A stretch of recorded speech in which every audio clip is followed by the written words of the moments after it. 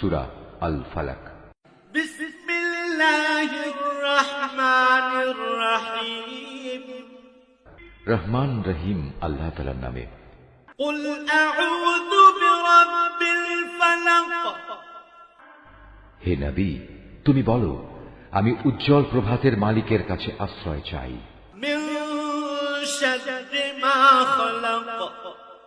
আশ্রয় চাই তার সৃষ্টি করা প্রতিটি জিনিসের অনিষ্ট থেকে। ওয়া মিন শাররি গাসিকিন ইযা ওয়াকাব।